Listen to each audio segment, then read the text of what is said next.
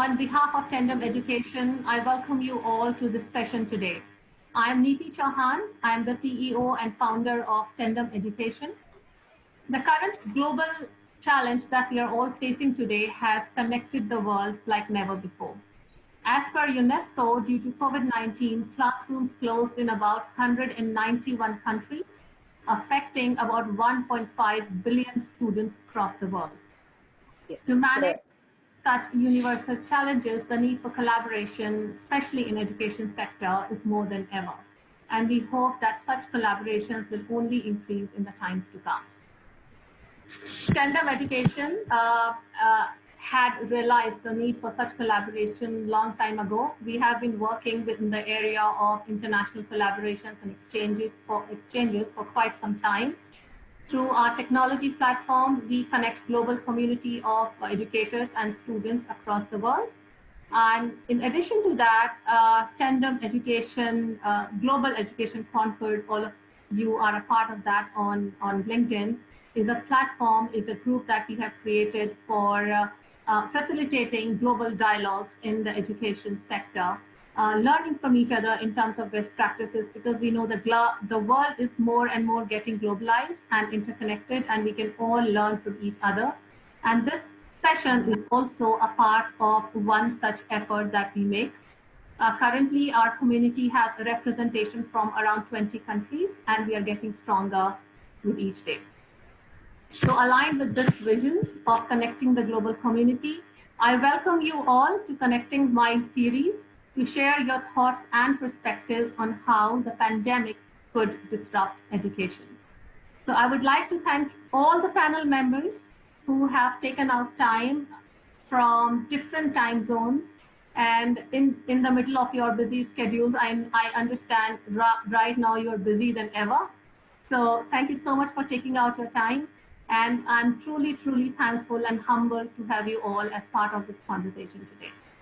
So I will begin by introducing all of you, and I would do that in alphabetical order. So we have Chris Bradbury with us. He is the principal of Northholm Grammar School in Australia. In addition to his 20 years of experience, Chris also holds a master's degree from the University of Sydney, and he also has a graduate certificate in advanced educational leadership from Harvard University. He has received several teaching recognitions, including New South Wales Quality Teaching Award for Outstanding Teaching Practice. We welcome you, Chris. It's a pleasure to be on the panel. Thank you. Then we have Harish Kumar Gupta with us. He's joining us from Indonesia. He is the Vice Principal and Dean of Academics at Sampurna Academy. Harish holds a master's degree in physics and has about 15 years of experience working with various international schools across India and Indonesia. Harish, welcome to the panel. Thank you very much. Thank you very much. Then we have Hasmin Mactabang. She's joining us from Philippines. She is the assistant principal for high school in San Pedro College, Philippines.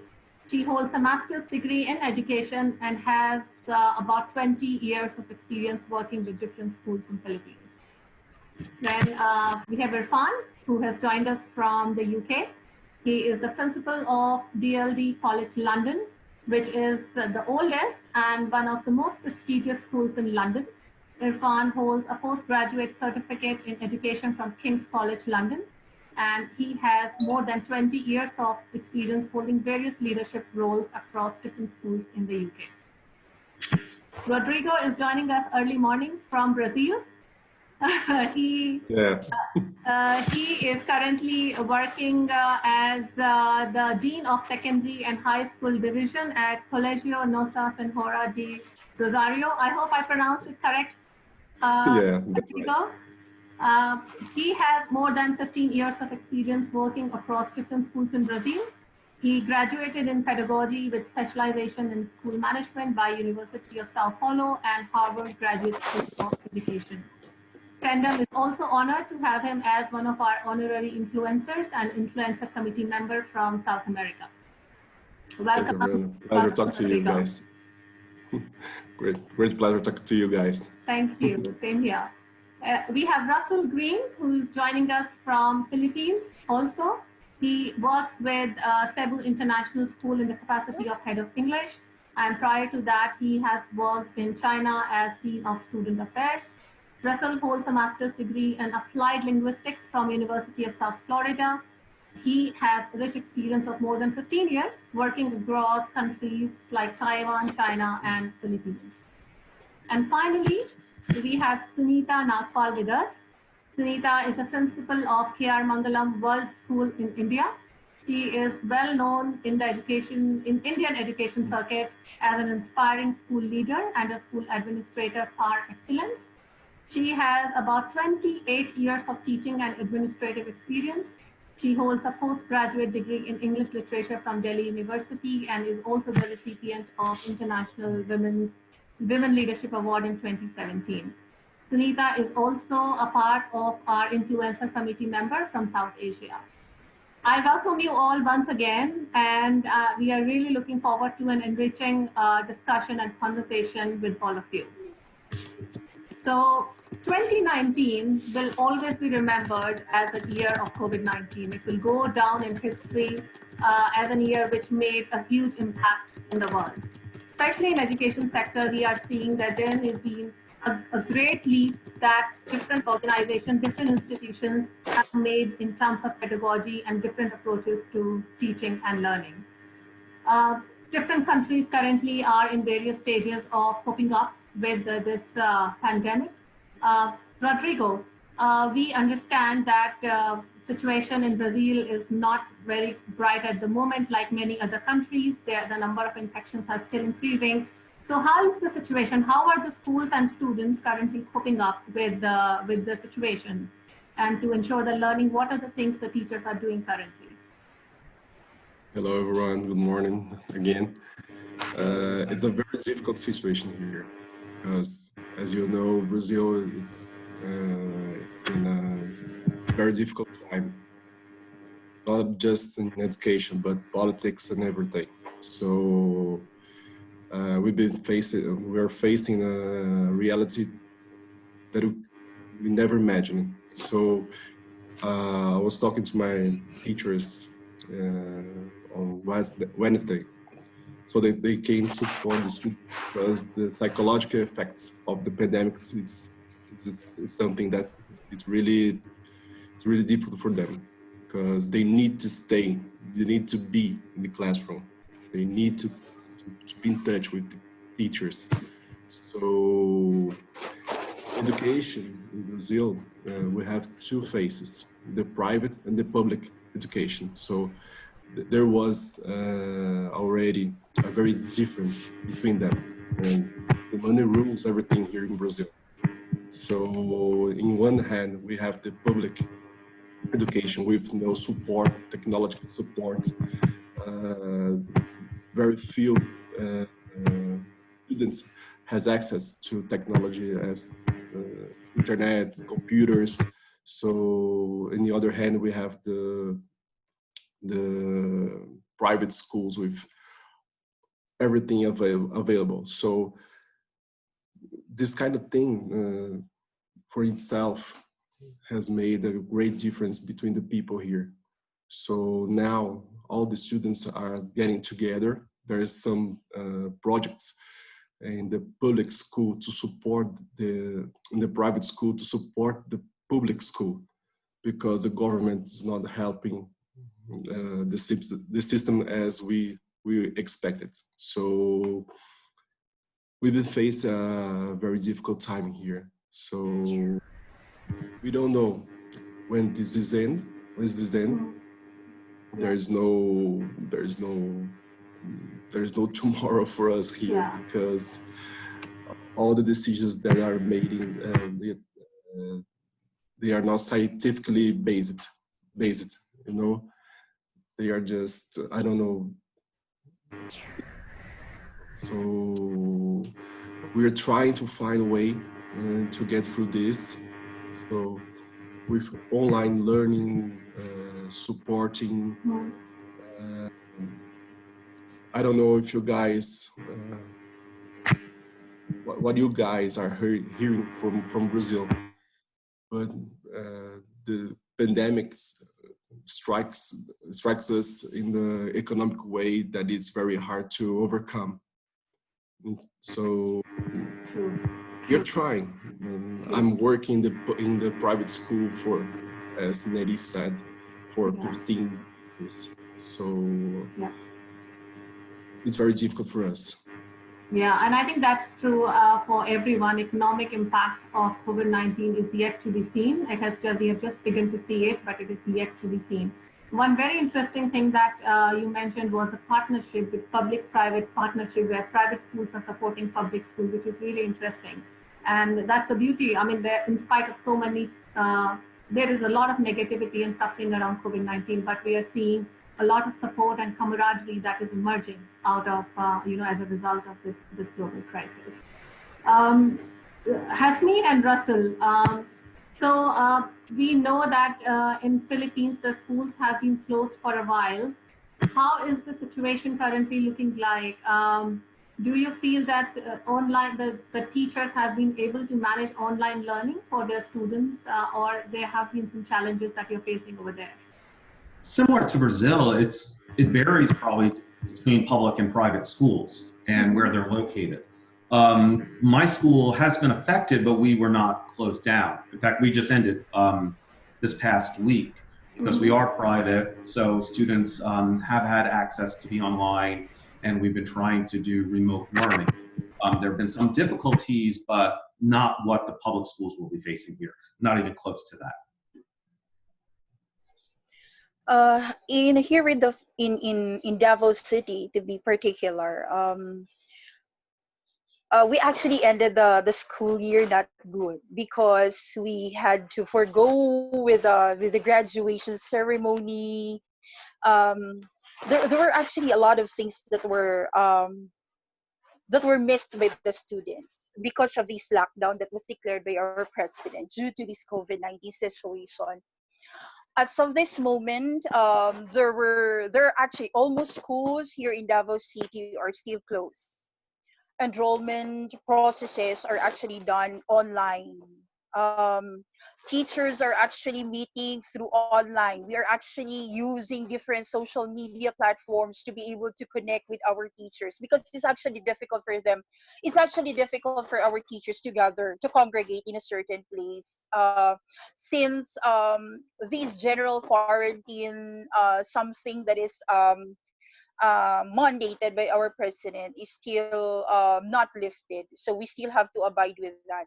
So meetings are still done through different social media platforms. And there were already different problems that actually were mentioned. They were actually enumerated by teachers. Number one is internet connection. That's actually a problem here in the Philippines. I do not know with the other countries, but that's actually one of our problems. Another thing is materials that we are going to use, like laptops.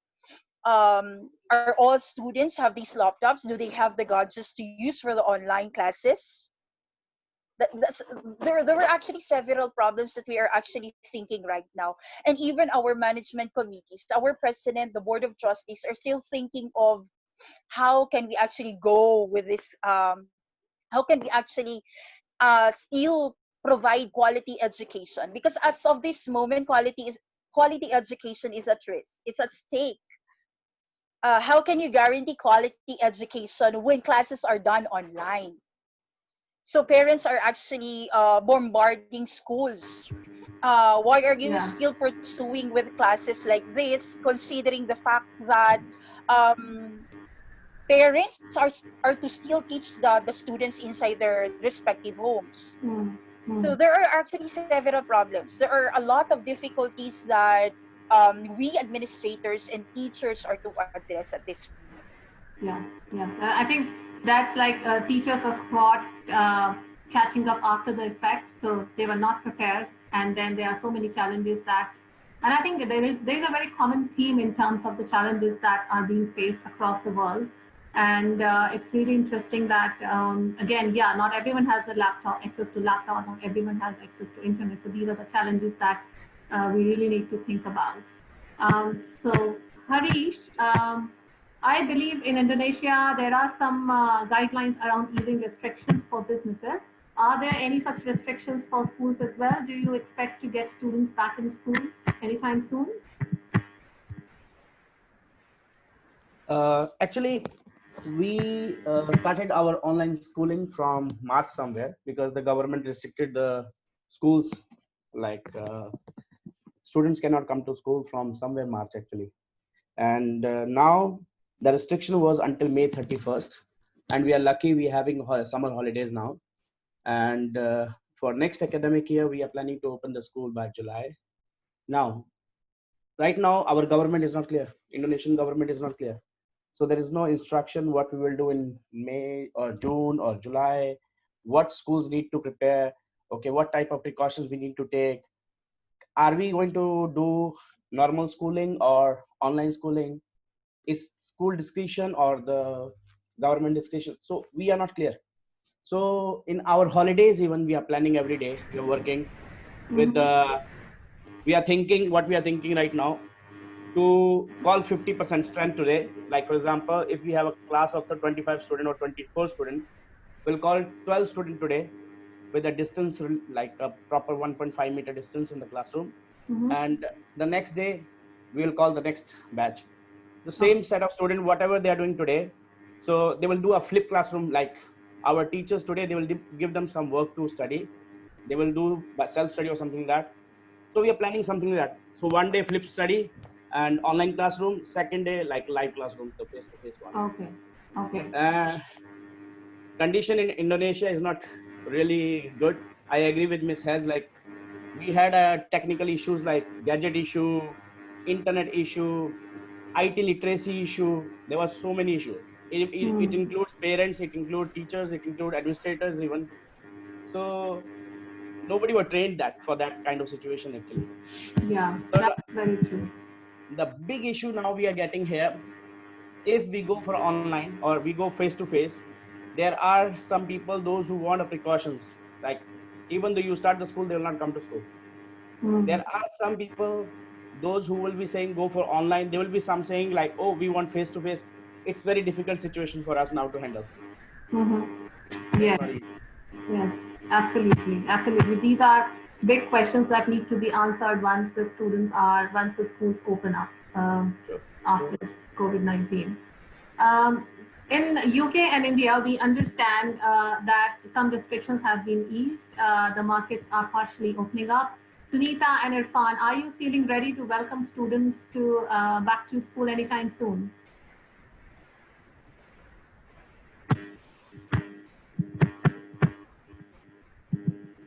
Yeah.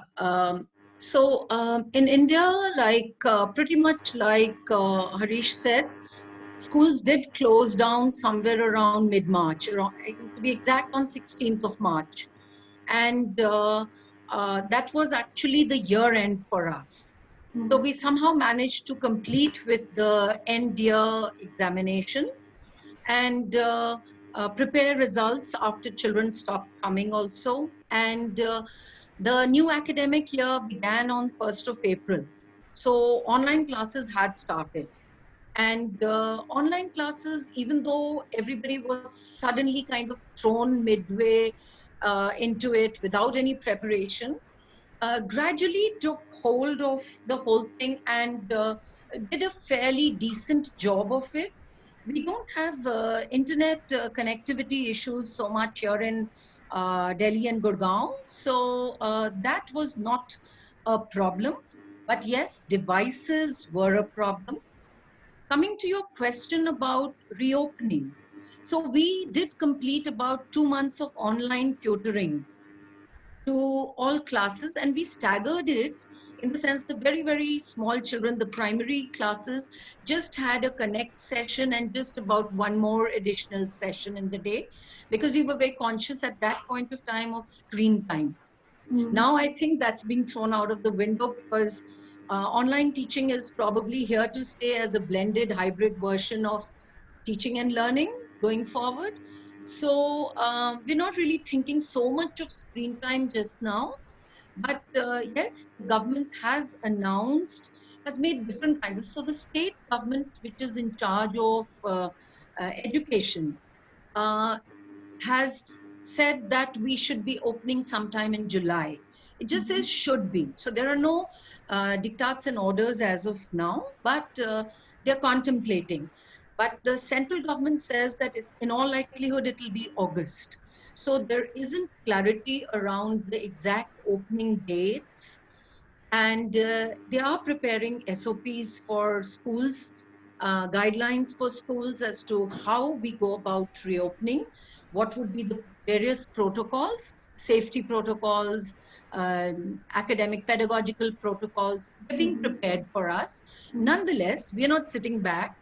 So being a private school, we are a little more proactive. We've kind of started with the brainstorming and jotting down protocols and SOPs that we want to have in place.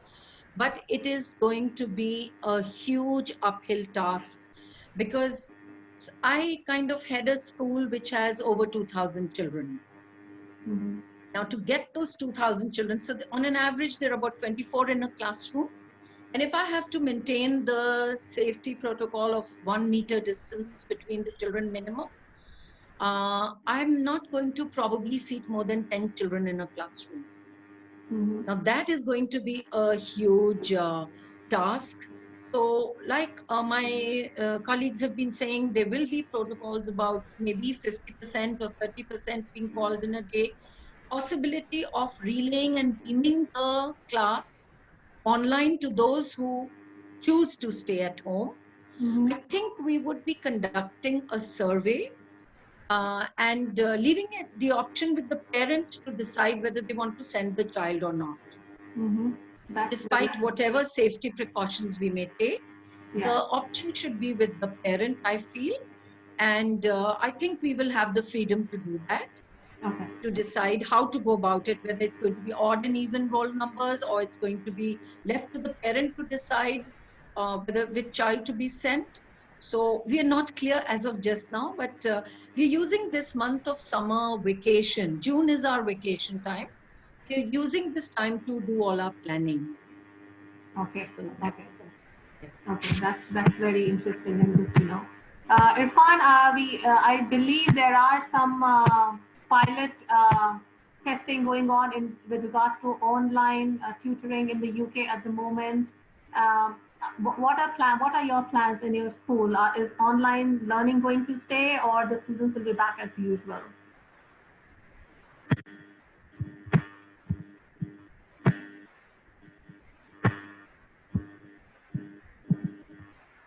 Hello, everyone, and welcome to all colleagues. Here in the UK, in London in particular, we've had some students come back, Year 1, Year 6 and Reception. Those are the EYFS, the little children.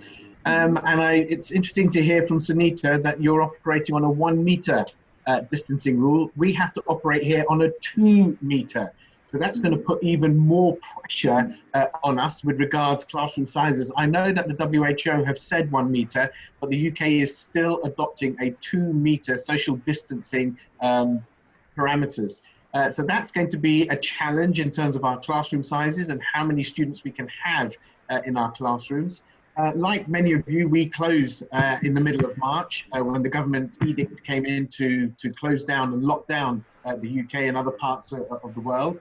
But we had, since 2018, adopted a digital literacy amongst the staff and our students.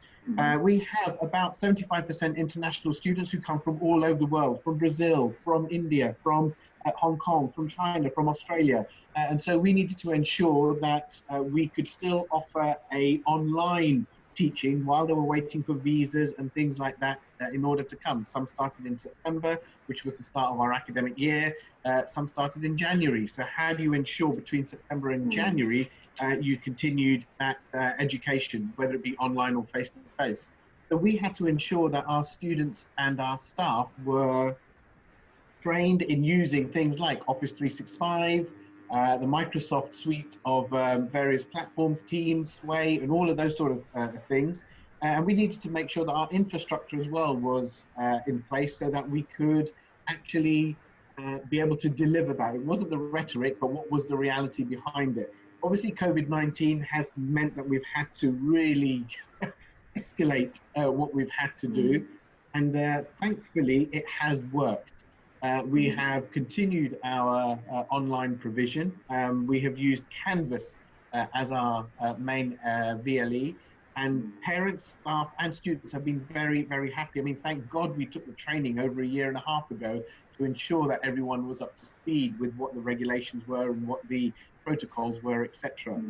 Going forward, we'll be looking to come back in September and to ensure that we have those social distancing in place. But I think with the new norm, Niti, is going to be a blended approach. There is going to be some face-to-face, and there will be some blended learning. So we're going to have to adapt our curriculum.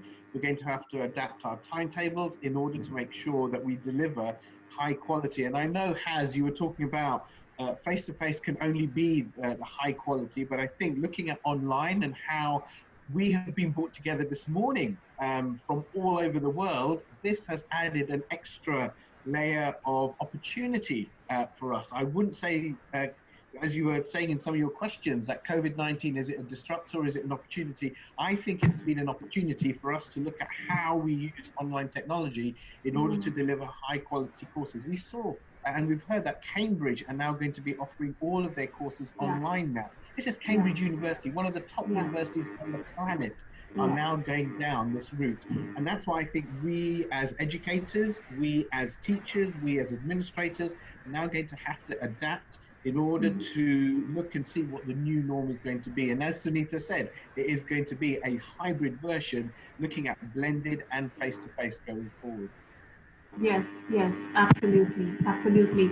It's definitely post-COVID-19, once the schools are open, things may be different. And we have one person here who can definitely answer how life looks like once students are back to school.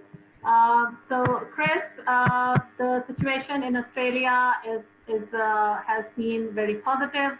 The schools have reopened. The restrictions have been eased. Many restrictions have been eased, not all.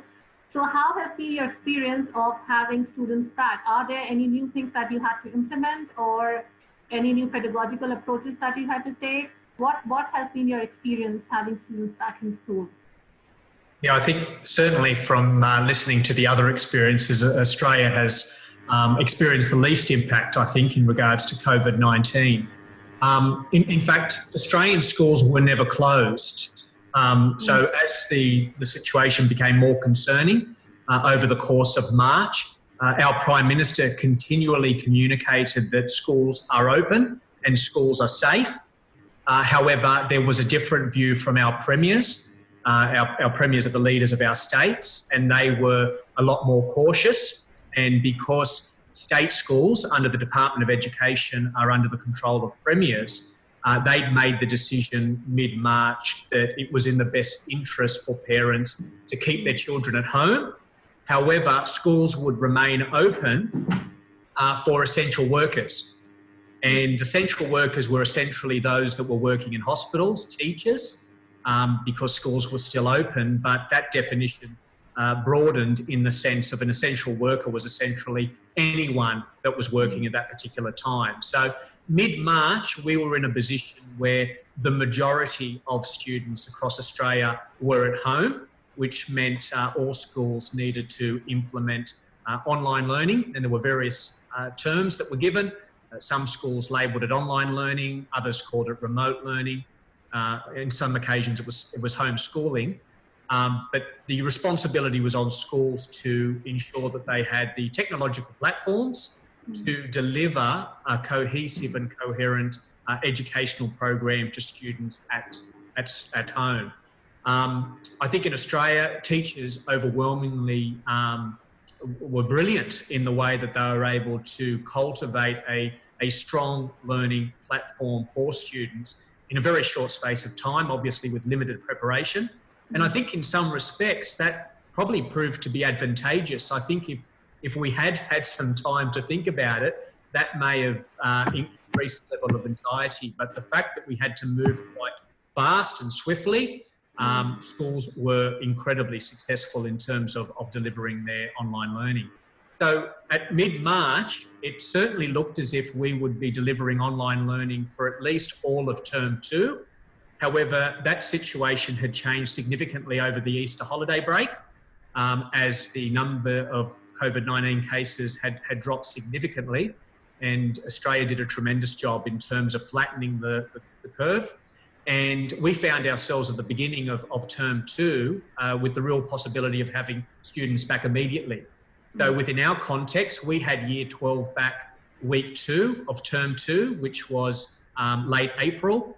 And then we brought in a transition phase program, which meant that year 11 and year 12 would come back to full-time face-to-face learning.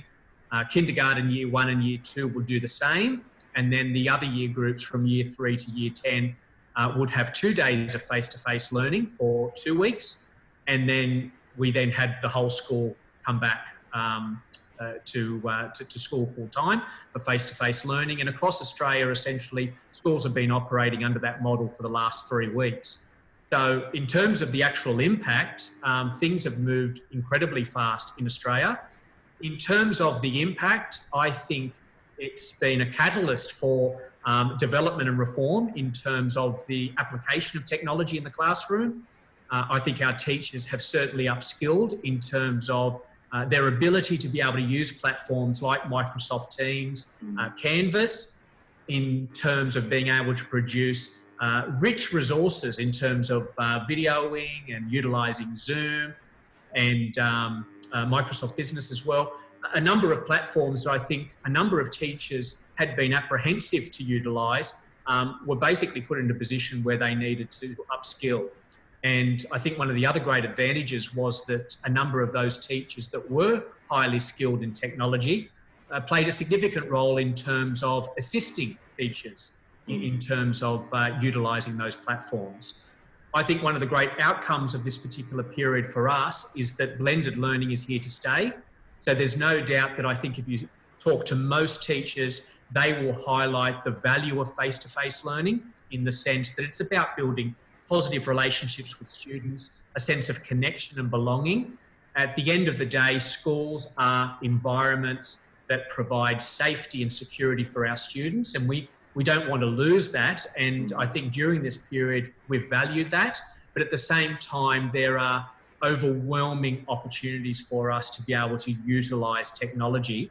And I think it's also brought an awareness in terms of the importance of digital citizenship and also developing student skills in regards to mobile phones and laptop devices, which can largely be used for games and fun and other activities, but being able to have a real sense of purpose in terms of how those particular technological platforms can be utilised. So I think for us, in terms of the experience, there have been a number of positives.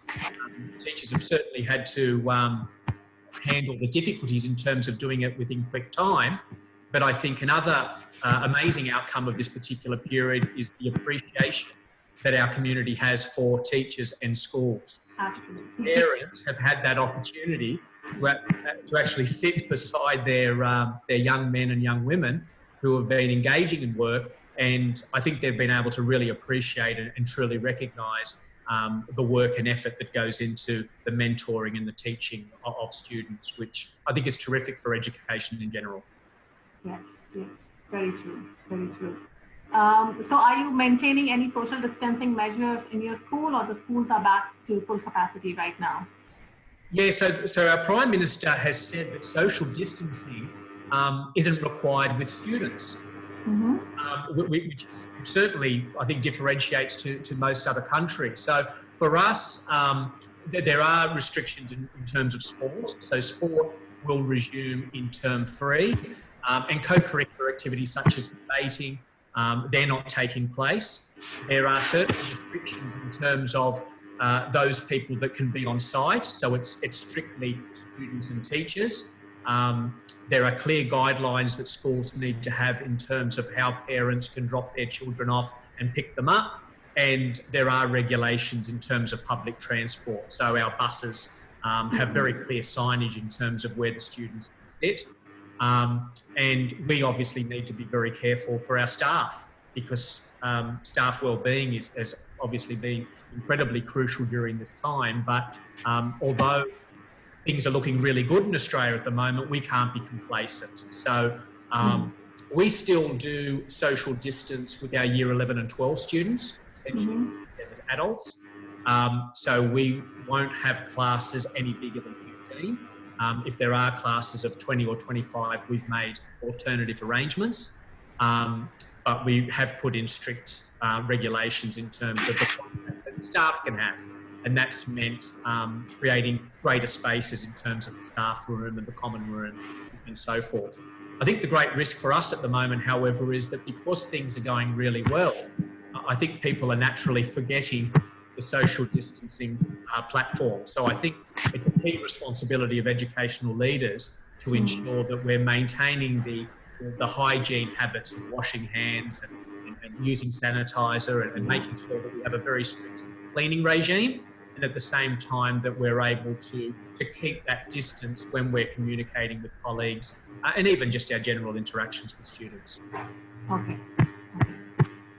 Well, that's very interesting that we have to hear from you about what actually happens and what life may look like when students are back to school. Well, there is no denying that our education system that had been in place for decades and possibly centuries has been agitated in the past few months. We have seen how educators have ventured into new territories. For some, it was completely unknown territory to move into online learning, but they all have managed, and many continue to manage the situation and learn, develop skills, and ensure the continuous learning of the students, and also to see how independent students can be in their learning. Have we learned any lessons here with regards to technology and students' ability to learn independently? I would like to ask inputs from all of you. Possibly we can start with Russell. Do you think that technology and students' ability to learn independently, we have learned some lessons around it, possibly which were not sufficiently utilized earlier, but now we are saying it's working well? Yeah, I think we've learned quite a bit. We've never done it so intensely before. We've been practicing blended learning or flipped classrooms for about a year and a half now. Not even with thinking something like this would occur, but just to stay ahead of the curve, so to speak. And then, of course, when this hit, we're doing it now, every day since March 13th, I believe, was our last day of school. So 3.5 months of online. We learned a lot of good and bad about it. We had to learn, one, how to pace it.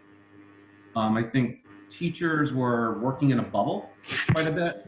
So you had teachers giving quite a bit of work to students who are not always realizing how much time it would take students to accomplish certain tasks online. So we were getting a lot of feedback from parents and students that my child's in front of the computer for 12 hours a day and getting very, very stressed about it. So, and teachers, I think, were feeling the same way. The first, say, 3 weeks until we hit the Easter vacation, I was finding that I was checking everything students were turning in every day, not just for completion, but to really give quality feedback on it, which is a positive thing. But I was also spending 11 or 12 hours a day in front of the computer doing this type of thing. And you just start to find that it's not sustainable, that you have to find what works for you as far as blended learning goes, where you're giving them maybe more project-based learning, you're doing progress checks on that every few days to make sure, and conferencing with them just to talk to them, to keep that connection or to even make it grow stronger. We mainly use the Google suite, Google Classroom and Meets and whatnot. And once again, fortunately, we've been using Google Classroom for years. So we were really ready to jump into it, but we weren't kind of expecting how they would react to it every day. But then we changed our schedule a little bit. And by the end, we were getting a lot of positive feedback, both from students and from parents, that they really feel they were able to accomplish something this year. So there's still a lot of learning to be done. But yeah, I think overall it was a positive experience for unfortunate reasons. Very interesting. Sunita, what have been reflections at your end?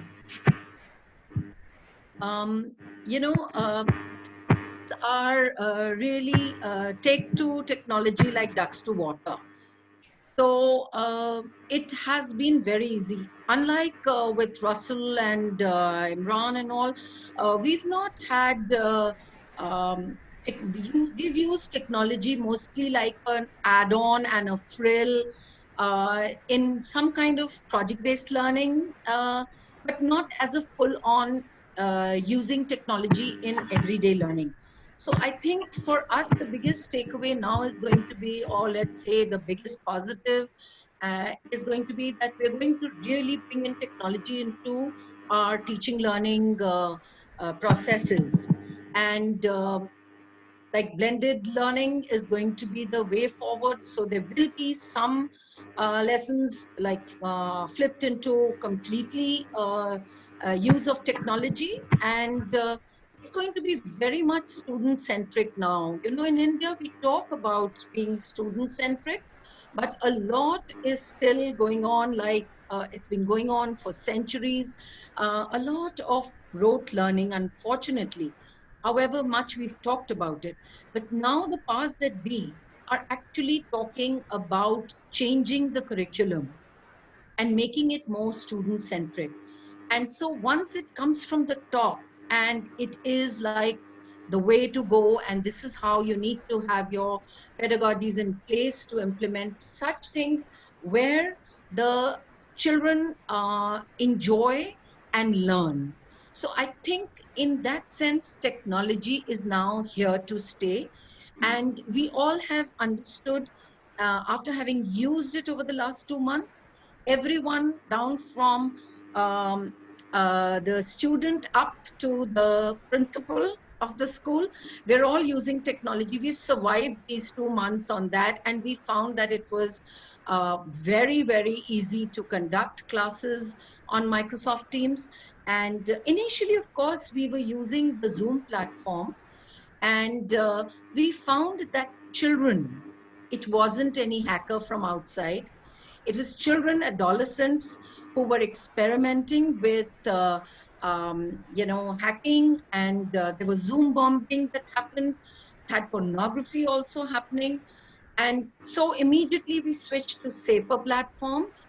And what we realized is that cyber safety is now one of the crucial subjects to be taught to children, to make them more ethical in the world of virtual teaching. So for us, that's the biggest lesson here in India. And we do know that technology is here for us to use now and use it very, very fruitfully. So we look forward to that. But of course, it would also mean a lot of upskilling with the teachers. A lot of teacher training has already happened. It's in the process.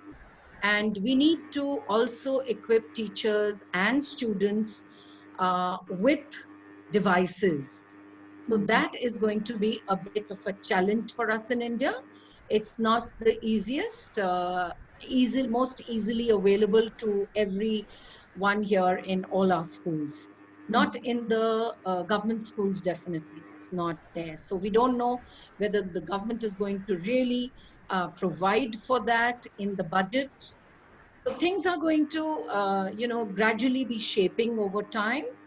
We're waiting for all that. Of course, there's also been a power shift.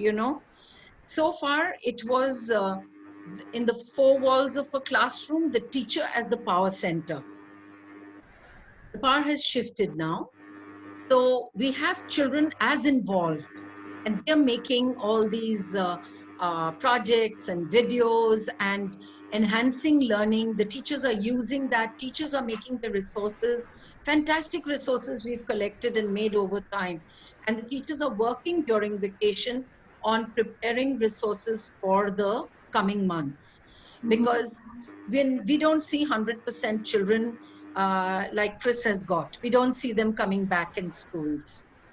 At least for the next 2-3 months, we don't see that happening. Not 100% children.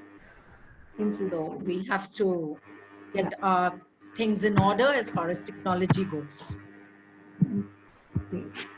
Harish, what has been your experience? Do you think that we underestimated students' ability to work independently? but we now find that students are much more independent than what teachers earlier used to think. Frankly speaking, I don't think so. Like we were underestimating the school, especially in our school. If I talk about my current school, and students were involved because we are a STEAM school. So we engage each and every subject need to involve the STEAM inside, and the projects are always going on, whether the school was face to face or online. So we did not have difficulty in that way, but the practical difficulty was like all of a sudden we had to close the school, and we needed to shift into an online one. Mm-hmm. And that was the big difficult time for us because the literacy was a big issue. For example, maybe student know how to handle, but they high school for them it was easy, middle school it was easy, Mm-hmm. primary ELC it was super difficult for the parents. Some parents had 3 kids in the house, and now the parent need to accompany which child. They were struggling with that. If a parent has 2 kids, they have only one gadget, then they had to buy another gadget. That was a Mm-hmm. big issue. So our issue was not like problem based, like project based learning. Our We were always teaching them. Mm-hmm. Yes, because of this online we escalated more and more. We encouraged our teacher to go more side, like more into problem side, like give small projects rather than giving rote learning, just teach boring things over there. We told our teachers to become more easier, especially in this pandemic situation. And in the July also, when we are thinking to open, we will be going to follow the same approach. We'll not be changing the approach. At the same time, we also changed our assessment policy, like whatever we follow the assessment policy in normal school. During our term 4 we had to change completely. We became lenient, a bit lenient, because we cannot provide the best what we were supposed to. Mm-hmm. So we changed the policy also. We try to support our parents and kids at the same time. Mm-hmm. Okay. Okay. So the Yeah. big issue for us is the IT literacy, internet signal at some places, because maybe in the city at 10 areas the signal is very good, but Mm-hmm. there are some houses where there's no signal even. Mm-hmm. So it's very tricky at some point. Yeah. Yeah. Certainly, there are issues involved in that. Um, So with online learning, of course, teachers had to put in a lot of effort and a lot of work in that, but parents also had to engage a lot more with the students. So this new model of learning that was adopted involved, of course, as everyone has been mentioning, challenges around the technology. Not everyone has access to technology and devices, as well as parental engagement, especially for younger groups. Yes. We know that not everyone has the same level of parental engagement. Irfan, what do you think? Under such situations, are there any ways by which education can be made more equitable for students that come from different backgrounds? That's been the biggest problem and the challenge with COVID-19. It's ensuring that there is a level platform. Unfortunately, there is a huge digital divide. As Harish was saying, that there are families which only have one device.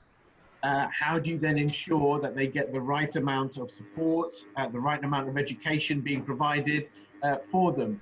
And it comes down to us as leaders in education. It comes down to government to help support those who don't have access to those digital devices. Yes, I think from a pedagogical point of view, we can ensure that we deliver a high quality online experience. But I think from a pragmatic point of view, it's ensuring that everyone has access to technology. There are still some families, not in my school, but in other schools that I've heard, that there are no devices, or the internet connection is poor if you're living in rural areas. And I know in India that's quite widespread. It's going to be difficult in order to ensure you've got broadband or you've got a very high-speed internet connection to be able to do Zoom conferences and things like that. So until the government gets parity amongst different communities within our schools, only then will we be able to deliver education which is suitable for all. Yeah, and I think that there needs to be a discourse and some action at the policy level and government support is also required. And I think together, the blended model of learning is easier said than done, especially in certain countries. So yes, it needs, all forces need to come together to make it possible in the future. For us, so for us, in terms of ensuring that there is some parity, we have invited some of our state school children and partners to join some of our lessons, so that they can, because the state schools, unfortunately, here weren't too quick to adopt the online learning. And as you've said, there's been a big, the private schools were able to do this, but the state schools were quite far behind.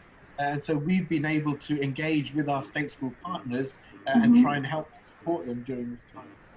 I think we have a responsibility to do that. Yes, absolutely. And that's really interesting. Similar to what Rodrigo also mentioned in the beginning, that there is public-private partnership happening to ensure that there is more consistent approach and everyone has access to education in this global crisis. And we hope that such partnerships will increase in the future for everyone's benefit and everyone's good. Rodrigo, do you see this as an opportunity, the COVID-19 as an opportunity to redefine the roles of educators from educators to more of facilitators of learning? We have seen that, yes, all the resources were provided by the educators, the guidance was provided by educators, but we have been talking about students being more responsible for their own learning. Do you see that that also the role of educators is being redefined to being the facilitators of learning? Like, do you see any difference that may happen, that may be happening right now or may happen post COVID-19? Yeah, and then I see the teacher role being redefined day by day.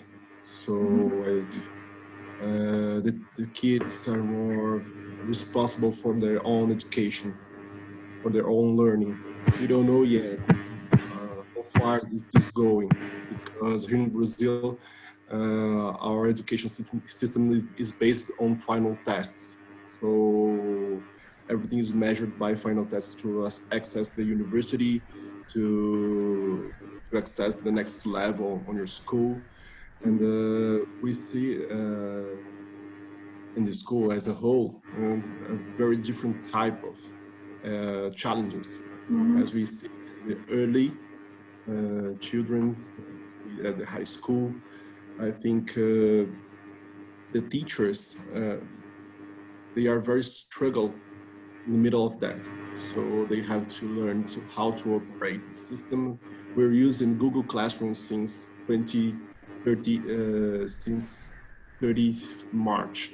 So we've been for, I don't know, 2.5 months in the online system.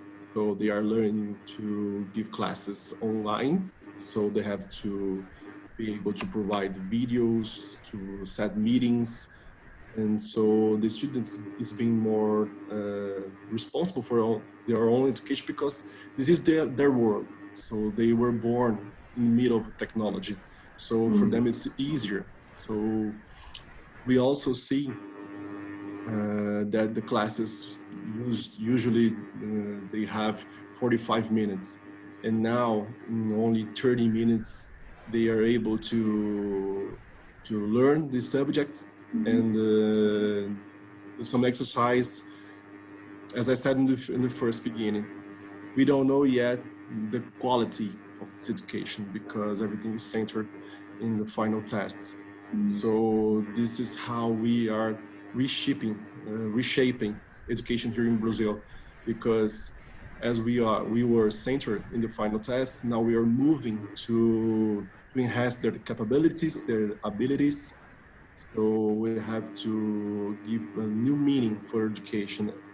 And as you said, here in Brazil, I'm in São Paulo, the economic capital of Brazil. Everything here is easier than in other states. So we are like in a bubble. I can't speak for all states, for all situations, because everything here is very different.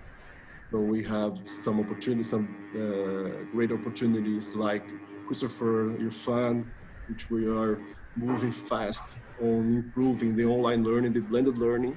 So, and we have a lot of difficulties, like Sunita and Harish, with the internet connection and all this support. So I think the teacher now, we are seeing that the technology is the only tool. There's a tool, very important tool, but everything comes to the teacher. If the teacher is well prepared, if he or she is able to use technology as well, everything goes well. So we have seen that the kids, they are missing some classes like PE teachers, like the PE classes. So when it comes to math, to biology, I don't know, Portuguese in our case, it's easier to work at home, but this more, I don't know, social subjects, they are suffering during this time. So I think the teacher has a main role in all of that. I think this is going to change education for a long time. We are not at Russell far from ahead of the curve here in Brazil in using technology and blended learning. So, but a positive thing is that teachers, they really improve themselves in a very fast way. So we're happy to see that the efforts, they are really good. So I think yes, the kids are more responsible for their own learning. This is helping, and the teachers are getting more, I don't know, they are improving fast in technological issues. Yeah, absolutely. I think we have passed the stage when we used to discuss whether technology is good or bad. I think technology is going to stay now on, and discussion needs to be more about how can we leverage technology to benefit the students as well as teachers and education overall in general. So we have seen how quickly things changed during COVID-19, from schools moving to online learning to other enhancements like moving the entire admission process online, not just by schools, but by several universities as well. Universities have moved their courses online completely. And some really innovative ways where I think in China, or I'm not sure which country, but I was reading somewhere, the lessons were broadcasted through television and radio to the places where the internet connectivity was not that good. Chris, do you think that COVID-19 didn't really change the thing? It just acted like a catalyst and kind of accelerated the whole thing. So teaching was to go online anyway. It's just that COVID-19 made it happen earlier. What are your thoughts on that? Sorry, Chris, I think you're muted right now. Yes, please go ahead. Thank you. I definitely think that COVID-19 has been a catalyst. It was touched on earlier. I do think the demands on teachers have been significant because they've been engaged in a whole new platform of learning that they're not used to, and it's different.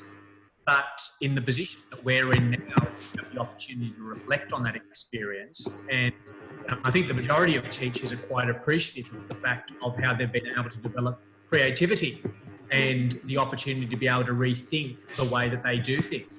And in fact, even though we've moved closer to normality, there are a number of elements to our practice that will be changed. We won't go back. A good example of that, I think, is parent-teacher interviews. Because we couldn't meet face-to-face, we were conducting those by Zoom. And I think that's something that will probably continue. We've obviously understood very clearly the great strengths in being able to communicate with our community. We certainly want to be able to do that in person on a number of occasions. But in terms of communicating how students are progressing, how they're performing, we don't always have to meet face-to-face. That's also been identified in regards to our subject selection process and our ability to be able to deliver information to parents in terms of the nature of subjects and how our processes and procedures operate. instead of having information evenings where the parents come to school, we can deliver those particular seminars online, and then parents don't simply have to be available at that particular given time when the information night is normally conducted, but they can watch the video in their own time, which is obviously user-friendly for most of us who have obviously very busy schedules. I like to use the analogy that I think when a crisis such as this hits, and it's a significant crisis, we have a perspective in terms of how we're going to progress throughout the year. The crisis hits, which means that we find ourselves on a detour. And I think our initial reaction is that we want to get back to that road that we had lined up in terms of being able to meet. However, the detour allows us to really think carefully what we now need to do. And as a result, I think it takes us out of our comfort zone. And I think an element of discomfort is good for learning. We say that to our students, but I think it's just as important, if not more important, for educational leaders and teachers. And I think that has been a real opportunity to be able to maximise. I like the fact of formative assessment. I think we've always believed that that is incredibly important in terms of knowing where students are at in the learning process. However, this particular platform has really encouraged teachers to ensure that they know exactly where students are at, that there is a strong sense of the delivery that we're providing online, and that we can gauge successfully where students are at in terms of the learning process. I also think as a school, we will become more explicit in terms of how we teach those skills in the application of technology, utilising our learning management systems, and obviously the moral imperative of utilising social media as well as other technological devices effectively, which I think is really important, because it's not just using these particular platforms as a one-off, but it's been for a sustained period. And I think that experience has allowed us to understand our students a little bit better as well, in terms of how we have assisted them in terms of maturity in that sense of student agency, which is important. So it's had its difficulties. There's certainly been challenges. There was no roadmap for this particular process, but I think that being presented with this particular situation has allowed us to rethink, reimagine education.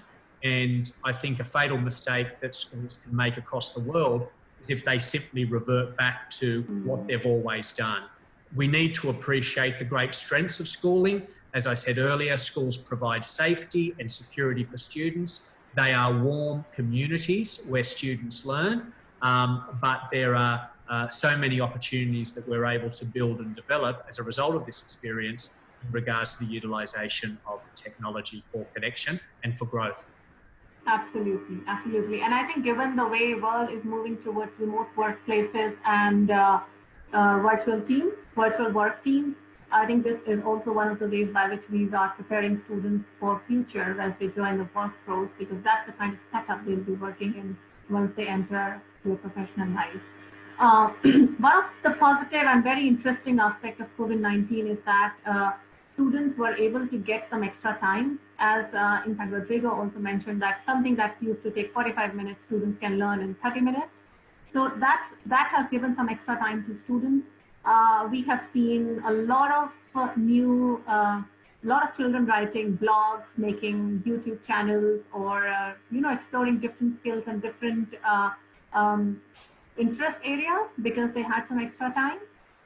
According to World Economic Forum, about 65 to 85% of the jobs in 2030 that the children will enter into have not been invented yet.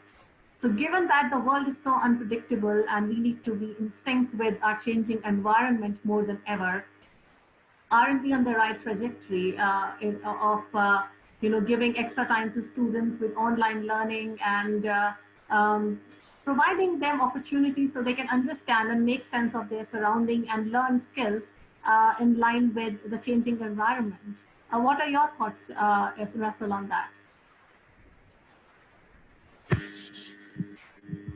I think it's necessary. The skills is really the key thing, and that's what we really focused on.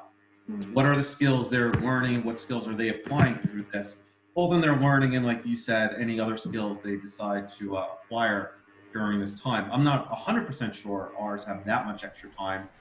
They may save a little bit on commuting back and forth to school and things such as that, and just in general being home more, because all of a sudden now they're not having the clubs and the other after-school activities they normally would, and that's actually, I think, a major loss. So if they are focusing maybe on things that they can learn at home, maybe through online tutorials or things such as that, we have to look at that as a positive and try to encourage it, and maybe even create forums for the students to be able to show these new skills to their classmates and to the school in large through maybe recordings or things such as that. So yeah, I think that's a positive thing if they can use this and get something out of it, newly acquired skills, whether they be hard skills or the soft skills such as more self-management, technology skills, things such as that. And we have seen that world has become much more interconnected over the past few months.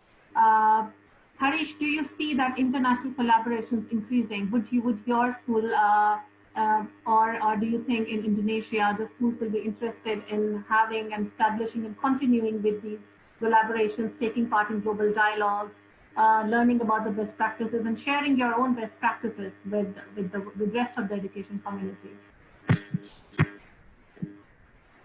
I do agree with that. Because of this COVID, we have seen a series of free webinars, series of free collaboration sessions from different schools, different students group even, and I have seen like students are enjoying it. Even at the same time, the educators are enjoying it. This time they are learning from this experience.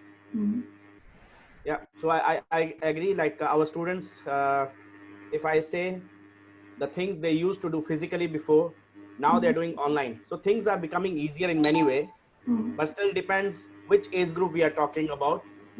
For high school, middle school may be easy, but primary and below, it's not that easy. So true. And traditionally, such exchanges and global dialogue, especially amongst the student community, has happened in forms like campus exchanges or taking part in conferences. Sunita, I know you are a big promoter of virtual exchanges, and your school has also taken part in virtual exchanges.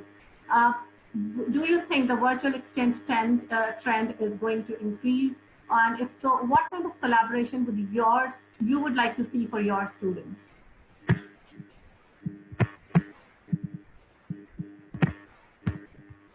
Yeah.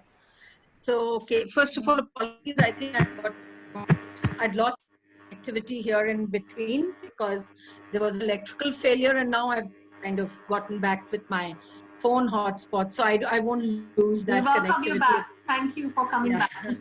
No.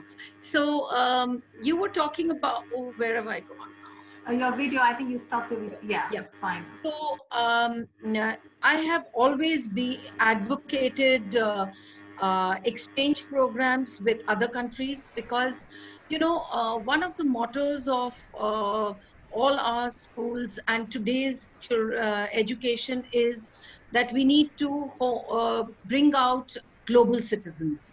And when we're talking of global citizens, until and unless we give them an exposure to what exists, say, in Brazil, in Philippines, in Indonesia, in Australia, UK for that matter, anywhere, how are they going to know? So it's always intercultural, and with the hope that the child grows up with sensibilities that make him a world citizen.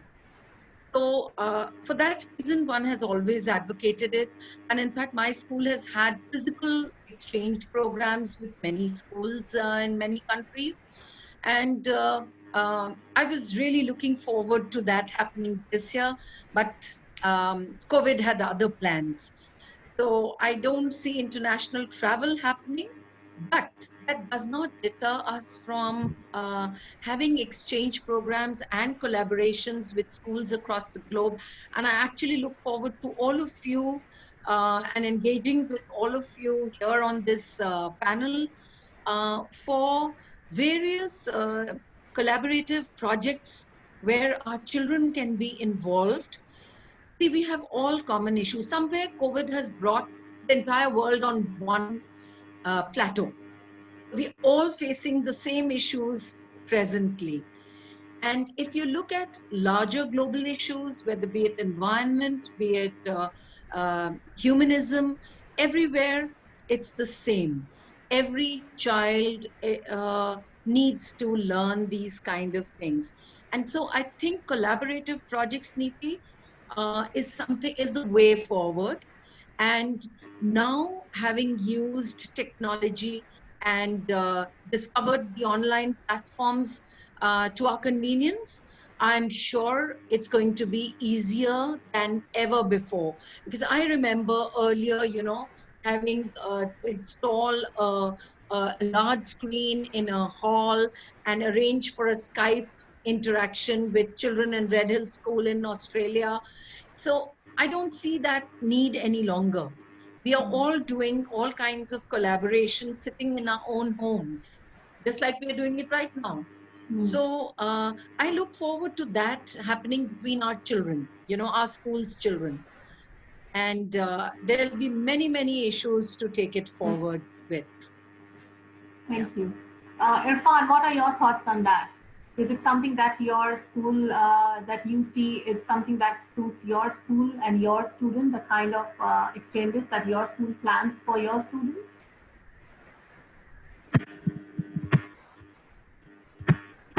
Sorry, Irfan, I think you are unmuted. You are muted right now. I'm not able to do that. I think you have done. Yes. Muted. That's good. Okay. Yeah. We're very, very keen to collaborate with colleagues from all over the world. As I said, about 70-75% of my student intake from around the world. We have 57 different varieties at our school, and I think the online collaboration, the video conferencing facilities is going to make that so much easier. As Chris said, parents' evenings now are going to be a thing of the past, where we can interact with our parents in Hong Kong, all in the comfort of our homes or in the comfort of the hall back at school. So these collaborations are important now going forward, and it's been refreshing to see and interact with these global leaders in education in their various countries on how they are meeting the difficulties of this crisis. And I think it's important for our children going forward, who are going to be the next generation of leaders, how they're going to learn from this. I think the most important thing is how we have been able to instill a sense of resilience, not only amongst our staff, but amongst our students and parents. The COVID crisis has had a huge impact, not only on education, but on economics as well. And many of us who are in private schools, our parents have been hit big time. And so the new norm is going to be very, very different. And for me, from our school, our main aim is, as Chris touched on this, is the well-being. And I think the well-being of our students and our staff and our parents and our leaders is what we need to focus on. Yes, our schools are built on relationships, that face-to-face interaction, that body language, the eye movements, all of those. How do we replicate that on an online version? How do we ensure that we give the same level of pastoral care? I run a boarding school in the centre of London. I still have some 30 children still in my boarding house because they haven't been able to fly home because of restrictions, this, that, and the other. How do I ensure that they still are looked after, that their mental health is looked after, and their well-being? And that their parents, who are some 9,000 miles away, worried about their children living in London. So we have to ensure that well-being and pastoral care is at the forefront of everything that we do. We have seen that exams are dispensable. A-levels and GCSEs have been just thrown out the window this summer by the organisations, and we're looking at a way of estimating their grades, etc. But what we haven't thrown out and what we need to preserve is the well-being. And that going forward is going to be the key on how we deliver high-quality education and pastoral care within this new norm. Absolutely. Would anyone else also like to share some thoughts on this? What are you planning for your school? Anything that you're looking forward to for your students and for the international collaborations? Yes, let me unmute you, Chris. Yeah, go ahead. So we're in the process of engaging with our parents in terms of getting a better understanding in terms of how their work has changed. That very point that you made, I think is an important one, because we do know that there's a number of jobs that will be established in 2030 that currently don't exist. But what we are finding through the COVID-19 pandemic is that the world of work is changing significantly. And in many respects, more people are working from home and will continue to do so. It also means that travel has changed significantly. So for many, they've realised, why would you travel from Sydney to Melbourne, for instance, for a meeting when you can simply Zoom? Now, that platform's always been available, but this particular process, I think, has highlighted that in the most emphatic ways imaginable, how we can be so closely connected to others, both interstate but also internationally. And I think from an education point of view, I think there'll be strong encouragement for teachers to make those connections with international experts and universities, and to form partnerships and collaborations outside, because you don't need to physically travel to those particular destinations. Absolutely. You have the technological vehicle to be able to obviously utilise that. At the same time, however, there will still be a purpose to travel. And I think that one of the great opportunities that we can provide our students is overseas experiences, whether that's in the form of study tours or exchanges. And in time, that opportunity will again present itself when the situation obviously normalises. But I think the connection from the local to the global is not just more powerful now, but we have the capacity to be agile and adaptable in terms of meeting those needs. And I think the other key point is, I think we've now got the confidence, because we've been engaged in this process where a number of teachers and leaders have been reluctant to move in that area, but we've been forced to engage in that particular process. So we build a greater sense of belief and confidence in terms of engaging with those avenues. Absolutely, absolutely. Well, I would like to ask you one final question. I know I've been keeping you on this session for a long time. The journey has been very interesting. There have been many learning experiences so far.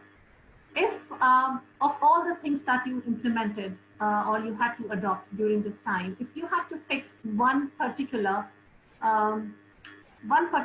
experience or one particular thing that you would like to retain post COVID-19, I'm sure there are many that you would like to retain, but what was the key highlight of the past several months that you would like to continue going forward as well? So maybe we can start with Harish on that. I will say let's focus on more like summative assessments. We should focus more on formative assessment, and especially from this pandemic situation, we have learned formative assessment also produce very nice output. And as like Cambridge or IB school, even like we are still focused on more into summative side.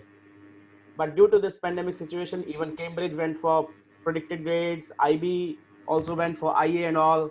I think the focus should be more into formative, not summative. I will say that should be carried forward. Rodrigo.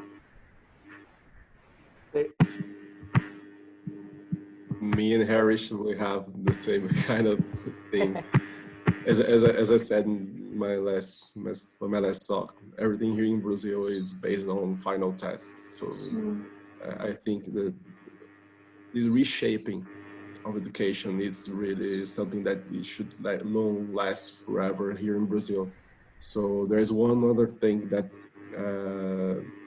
I think there's a lot of things linked to technology and education itself.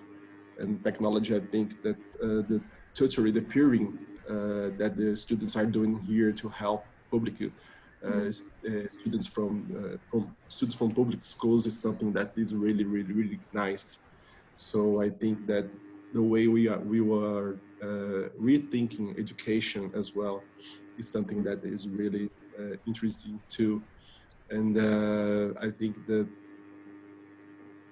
education itself, like Harish said, we have to think education as a process, not only a test or something that you have to do.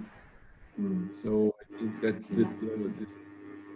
this change is really something that it's going to last forever here in Brazil. And I hope that we can, as everybody said, we create, we here in Brazil, we call global ethics. When we talk about a global education, we are lack of this here, because for many years we were encouraged to think only to prepare our students for their jobs, not to rethink the world, the way we are living. So I think this is changing right now, and this is really good. Russell, over to you. I certainly agree with what everyone else has said, but I would also like to add the importance of student agency and allowing them the flexibility and the ability to work on their own and to choose how they want to work, how they want the final product of their work to be, and with that, a teacher flexibility. And not feeling like you have to be watching them every second, or if they are behind something one day, give them the time to catch up and just be aware that there's more going on than we know of in their lives. And just to, basically support them in more inquiry-based learning.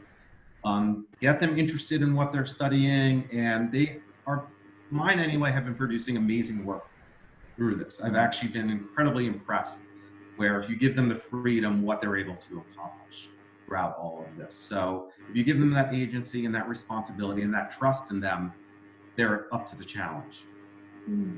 That's good. Sunita? Yeah, so adding on to what Harish, Rodrigo, and Russell have said, because I agree to all of that, and that is what we need to retain from lessons of COVID. But there's one more thing that I would like to stress on is that, when we were pushed into lockdown, India had a huge, long lockdown.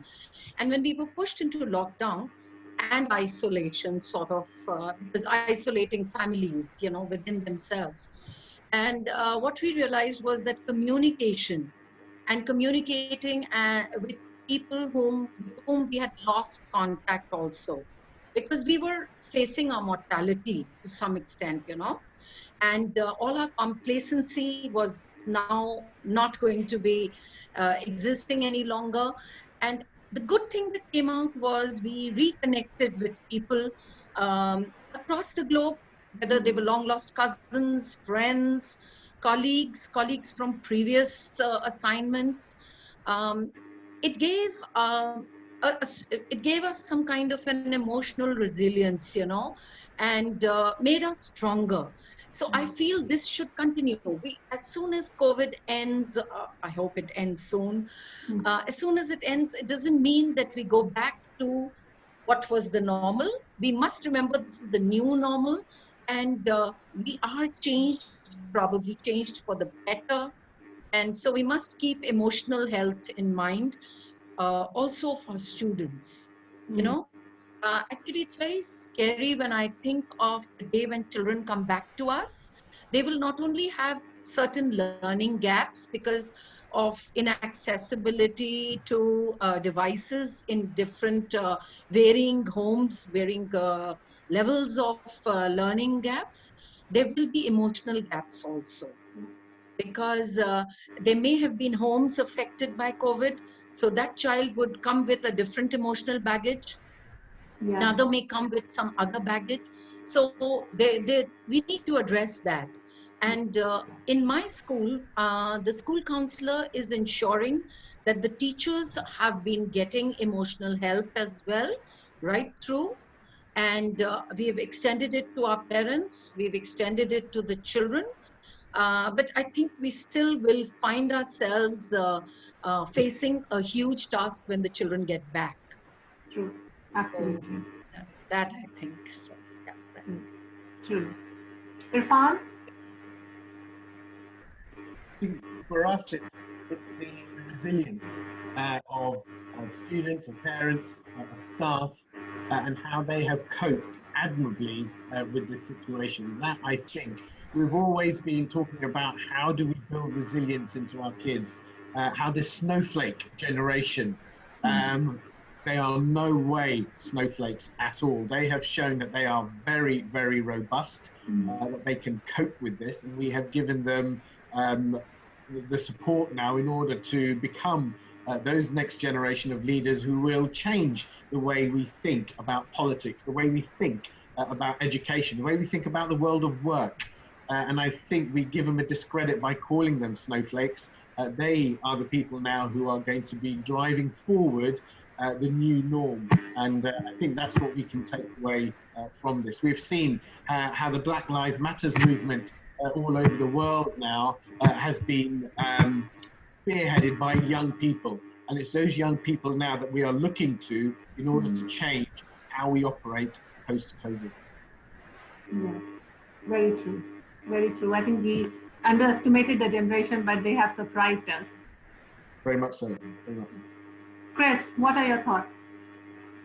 I agree with all the points in regards to the teaching benefits of the period. But I wanted to talk about two aspects, I think, from an educational leadership point of view. I think firstly, the importance of communication. You sometimes feel that your greatest form of connection is to do so in person. However, this particular period has emphasised very clearly the importance of staying connected through strong communication, through emailing, through video messaging, even moving to podcasts. And this has been a period of reflection in terms of us looking at how do we move forward in terms of sharing our narrative and our vision as a school and where we want to take education. We don't necessarily have to do that in a face-to-face forum. And I think if the communication is frequent, it's sincere and it's detailed, that gives your community a sense of comfort during a time of great uncertainty. And you're both communicating to the community at large, but you're also inviting conversations individually as well, and being in a position to be able to help those families in a variety of areas.